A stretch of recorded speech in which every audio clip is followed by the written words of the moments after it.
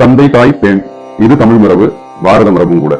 பீஷ்மர் அவர் சந்தனுங்கிற தன்னோட அப்பாவோட இச்சைக்காக, அதாவது ஒரு மத்ஸ்யகந்தியான சத்தியவதி என்கிற அழகான பெண் மீது சந்தனு மன்னனுக்கு இருந்த மோகத்தின் காரணமாய் அவளை தனக்கு மனம் முடிக்க சந்தனு விரும்ப, சந்தனுவுக்கு ஏற்கனவே பிறந்திருக்கிற பிள்ளையாக கங்கையின் மகனான பீஷ்மர் இருக்க, நாளை அவர் அரசாள கூடாது, தன் மகள் வயிற்றில் பிறக்கும் குழந்தைதான் நாடாள வேண்டும் என்கிற உத்தரவாதத்தை அந்த மத்ஸ்யகந்தியின் தந்தை பீஷ்மரிடம் கேட்டார்.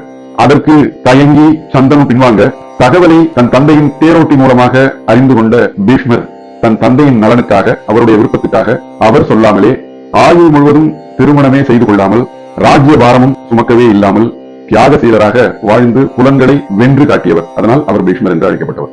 தந்தை தாய் பெண் என்று சொல்லும் தமிழ் உலகம், தமிழ் மரபு பிறந்த குழந்தைகளுக்கு தங்கள் பெற்றோரின் வாழ்வில் எல்லா விதமான கைங்கரியங்களும் செய்து அவர்களுடைய அந்திம காலத்தில் ஈமக்கிரியைகளை செய்வது மிக மிக மிக மிக மிக முக்கியம் என்று சொல்லப்பட்டிருக்கிறது.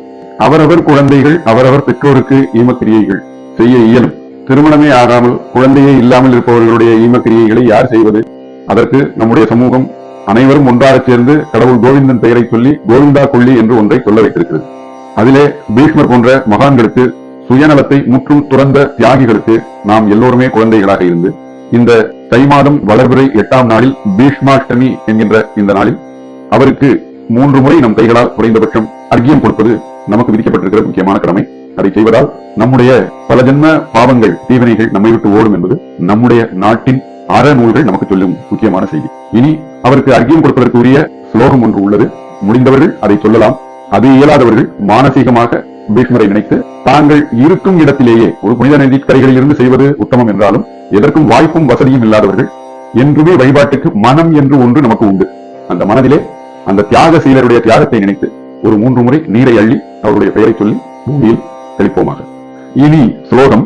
பீஷ்மோ சாந்தனவோ வீர சத்யவாதி ஜிதேந்திரிய ஆபிரத்மி அவாப்னோது புத்திர பௌத்ரோ உச்சிதாம் கிரியாம் பீஷ்மாய நமக இதமர்க்கியம். பீஷ்மதேவருக்கு பிள்ளை ஸ்தானத்திலும் பேரன் ஸ்தானத்திலும் இருந்து நான் இந்த அர்க்கியத்தை விடுகிறேன்னு இதோட சுருக்கம்.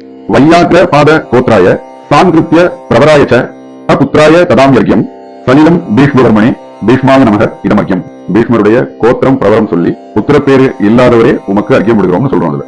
கங்கா புத்திராய சாந்தாய சந்தனோ ஆத்மஜாயச்ச அபுத்திராய ததாம் யர்க்கியம் சலிலம் பீஷ்மவர்மனே பீஷ்மாய நமக இதமர்க்கியம்.